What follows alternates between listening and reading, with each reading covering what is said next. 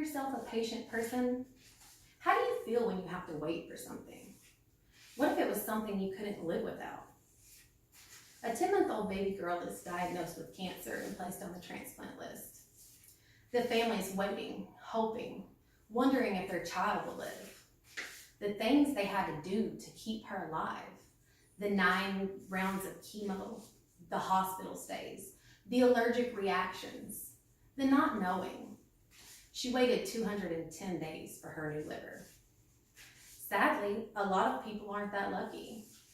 They die hooked up to a machine or in a hospital bed, haven't felt the sunshine or fresh air in months, pain coursing through their entire body, waiting, hoping, praying for that phone call.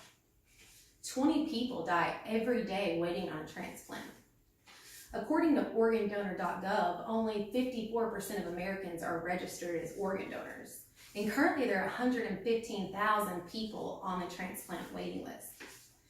Every 10 minutes, another person is added to that list. A lot of Americans are uninformed on the process, or maybe they just haven't really thought much about it. In an article called Passing on the Gift of Life, being a donor goes beyond registering. So we need to get out there, raise awareness, educate and encourage people. There are so many different ways to reach people on this subject. We could implement courses into our high school programs or colleges, volunteer with an organization to promote awareness. There are countless organizations and events to become a part of. Maybe add the information to the DMV permit test instead of just the casual, unemotional question you get asked when you go to get your driver's license. Would you like to be an organ donor? Nope. Okay, next. Being registered and you have it in your will or advance directive doesn't always work because by the time they get this information, it's too late. So talk to your family and friends about it. Let them know you're a donor. And when the time comes, they'll be right there to attest to your wishes of donating, and the doctors will have the information and time to carry it out. Encourage your friends and family to become a donor as well. Time Magazine claims that Apple actually has an app. It's pre-installed in your health information app. There's a single button you can press to go into the National Donor Registry. And this is actually implemented after Steve Jobs' excruciating wait for his liver. For those of us in the medical field, the British Journal of Community Nursing actually talks about how to support patients to become an organ donor. It gives examples on how to approach the subject, which can be kind of weird sometimes, what to say and how to respond to their questions, general information about organ donation. What if every primary care physician asked their patient in their yearly wellness visit about organ donation? Educate. The more people we can reach out to, the more lives we can save. People educated on organ donation and what it entails who are still hesitant, why? Are we gonna really need or use our organs after we die? And in fact, many families say that knowing their loved one has helped improve lives or save lives has helped them cope with that loss.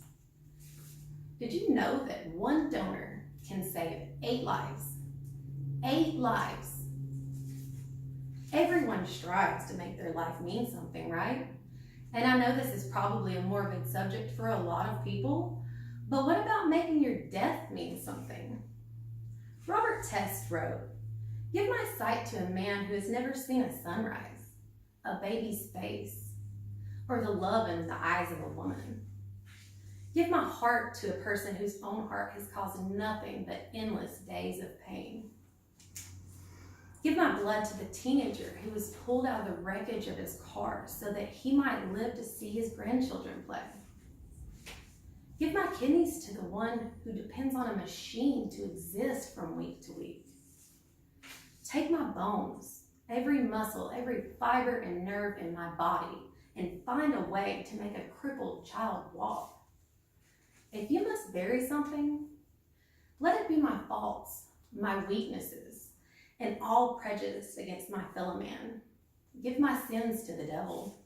Give my soul to God.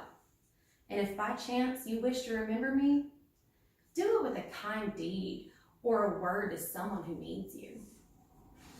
If you do all I've asked, I will live forever. Can you imagine a world where every unfortunate loss of life stems new life or quality of life for so many people? Would you like to help that child make it to their graduation day?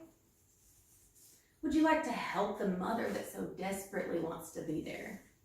Or the soldier who lost his sight, fighting for your freedom, see again? I urge you, make that choice today and go to organdonor.gov to register. Talk with your friends and family about it. Encourage them, educate them on it. Educate yourself. Press the little button on your iPhone. Volunteer. Advocate for organ donation. Educate. Get out there and make the world a better place. Donate life.